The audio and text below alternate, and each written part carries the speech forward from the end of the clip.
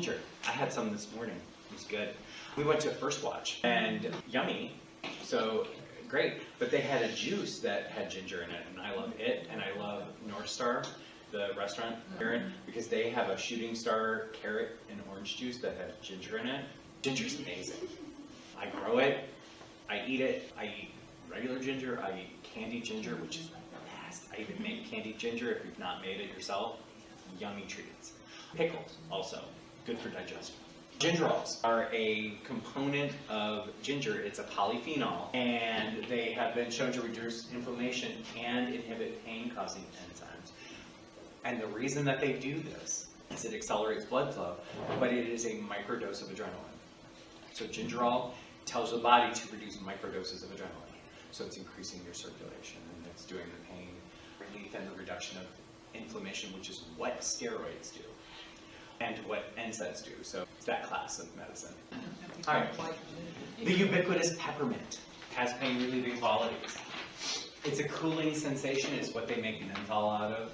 The menthol, the smell, that revolting Bengay smell, which I can't tolerate. But peppermint is part of it. I like peppermint and I like spearmint. I don't like menthol. It can soothe inflamed areas. It's got analgesic properties. The menthol in it acts as a natural pain reliever. But this is a different way of interacting with your body to cause pain relief. And it interacts with pain receptors. So it is not solving the underlying problem of pain, what's causing it. It is blocking the receptor of pain. So understand that there's a difference between solving inflammation or increasing circulation and interrupting pain. Most pain reliever is not a pain reliever, it is a pain masker. That's the technical term. Peppermint oil is effective in reducing headaches and muscle discomfort. Suggested studies for improved outcomes when peppermint is used in conjunction with standard therapies. Because it is a stress reliever, it makes other techniques for pain relief more effective because it does block those receptors. Headaches and migraines, muscle pain, because of the fact that it's cooling and blocks those pain receptors, helps that. Joint pain, it can, because of the cooling effect of it, it's reducing the inflammation, so it's much more effective. And nerve pain, because it's cool, it's numbing something. We talked about this, rosemary, it's one of my favorite herbs. If anybody asks me what is my favorite herb on the planet, it is rosemary. For a number of reasons. It is really good for you nutritionally, it's rich in antioxidants, flavonoids, and essential oils, particularly rosemary. I use it for everything. In food, it interacts with fats. So if you are a meat eater, beef, lamb, any of the red meats that have saturated fats, the acid in rosemary will pre-digest fats, so they're not absorbed so much into your digestive tract. They are passed through. Once it goes in, it's got to come out in some way. But it minimizes the absorption of the saturated fats, so it's great. It's why everybody roasts meats with rosemary. Lamb, beef, rosemary, rosemary, rosemary. It's incredibly anti-inflammatory, it reduces inflammation, and it's analgesic. And this is the biggest reason, it's a circulation booster. It is a vasodilator, so not only does it doesn't release microdoses of adrenaline like other things do to increase your circulation. All it does is actually dilates blood vessels. So when you have a headache, your blood vessels are constricted, which is one of the reasons that you have pain due to a headache, particularly migraines. And since many of you here are female, headaches and migraines that are associated with menstrual cycles are particularly vasoconstrictive. So, vasodilator, rosemary, opens up those blood vessels, increases the blood flow, really reduces pain severity and triggers of migraines. I don't watch much television, but when I do and I see all the pharmaceutical commercials for migraine headaches and all these injections, and it's insane to me. But again, when you're in pain, you'll do anything. And you'll accept the litany of side effects that go along with it. Neither he or I suffer from migraines. And it's great for your joints. And it's great for your headaches. It's great for nerve pain. It's good for memory. So I'm doing something on memory, and I don't know why it is, but it evokes sense or knowledge memory. So one of the things in ancient Greece and Rome that scholars would do is they would wear a laurel or wreath of rosemary or a rosemary sprig in their ear while they were studying, right? Touch it, smell it, feel it while you're studying. Go take a test. Touch rosemary, smell rosemary. It invokes the thoughts that you were studying about, and their performance was increased. So there's just nothing wrong with rosemary. It's great. It is not native. It is not hardy to this zone. You can grow it outside. Just bring it in for the winter or cover it. Put it in pots, you can do that, or if you put it in the ground, it's the same as lavender. Lavender's not technically hardy in this zone, but as long as you cover it properly and it doesn't get too cold and you have appropriate drainage, because one of the things that rosemary, like lavender, or any of the Mediterranean herbs hate when you're growing them is wet feet. And we throw pottery with the soil does. And so get up, put it on a potter's wheel, and make a bowl, because it's clay, clay, clay, clay, clay.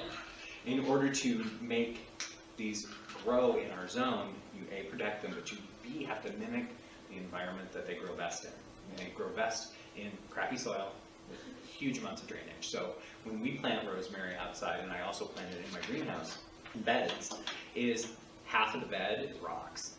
Just rocks, whatever crap rocks we can find, and soil on top of it. Not great soil. Don't put a lot of good into it. You want comfrey or manure fertilizer, do that once a year. But other than that, they thrive on neglect. And make sure that they're covered. And don't water them in the winter, not till spring. It's got enough moisture in it, it'll be fine. And then whatever else I do, I pot it. I just will take some, dig them up at an appropriate time, not just before the frost, but maybe September. I'll take it out, put it in a pot, let it acclimate, bring it inside. So, it's everybody, nobody, who are gardeners here? Understand what the USDA hardiness zones are? Okay. There are zones, as you change latitude and by jet stream and other things, that create climates. And there are 9 of them or 10 of them in the United States, and then other places there might be a little bit more. And it tells you the lowest temperatures that you can get to if they're moderate or whatever. We are a zone 6, anywhere between A and B.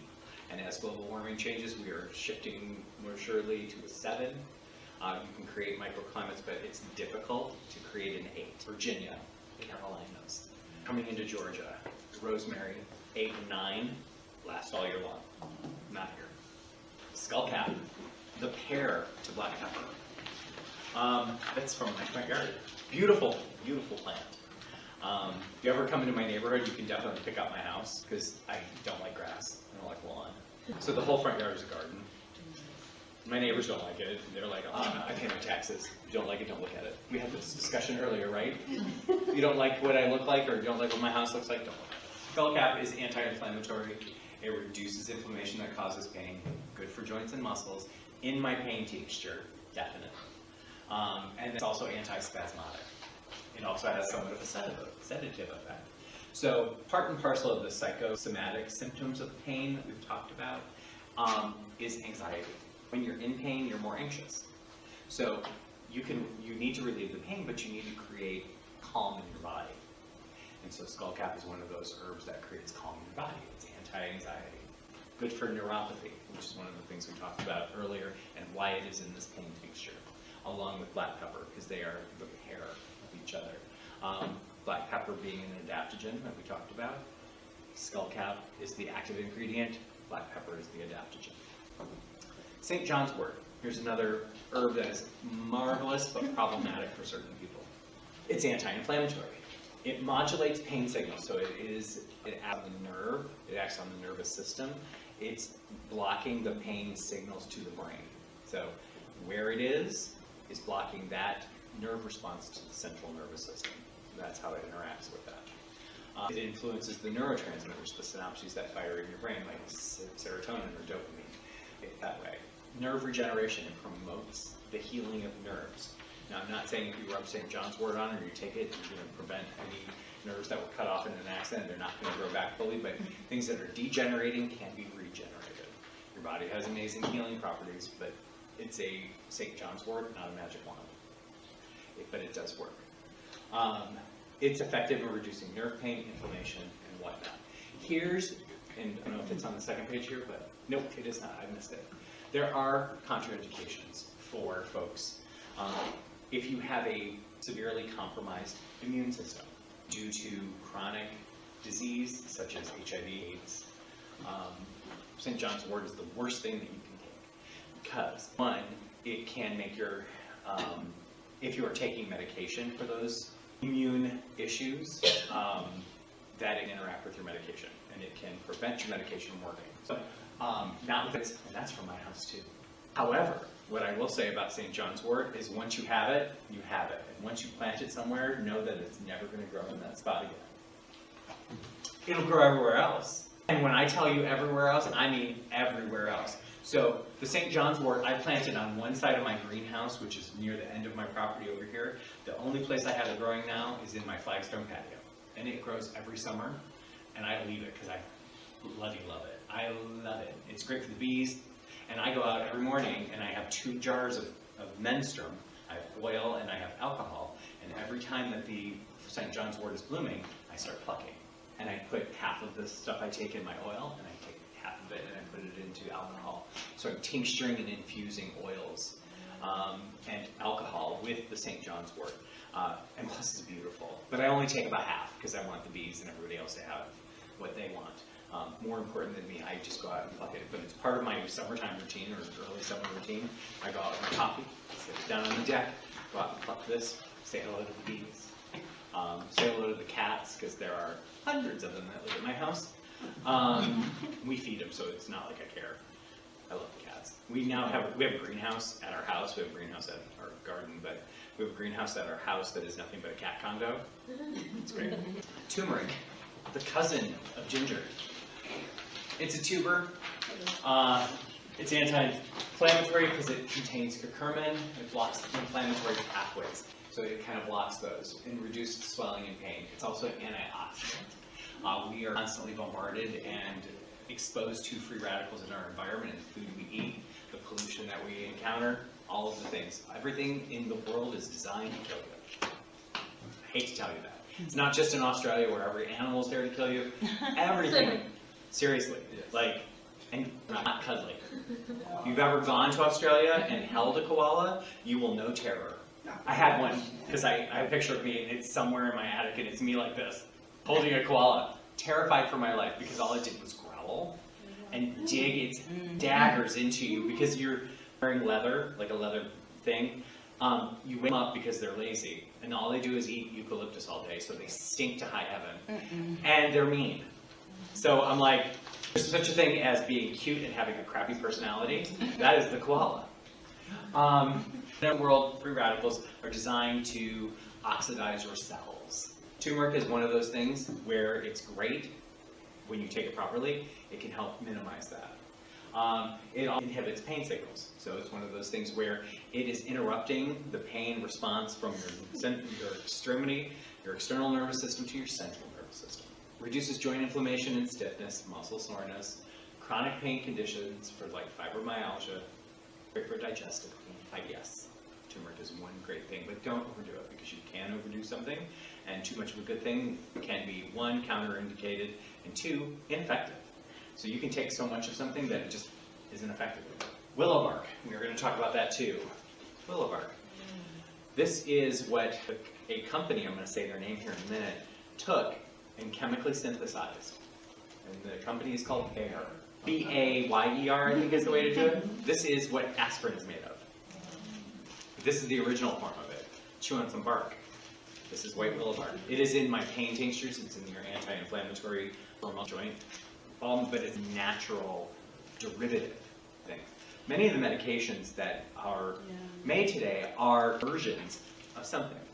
The problem with a lot of medications, in my humble and not medically qualified opinion, I'll say that for the lawyers that are listening, is that you can take an active ingredient, and that's great, and it does what it's supposed to do, but if you just take the active ingredient and take it out of the environment that it's in with all the other ingredients that go along with something, you then create the long list of side effects that you hear about or read about when you're paying attention to medication commercials.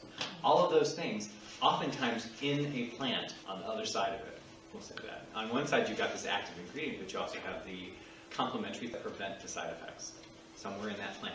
Likely, not always, but likely. Willow bark, anti-inflammatory, acts on your body like an NSAID. It's also a fever reducer, which is great.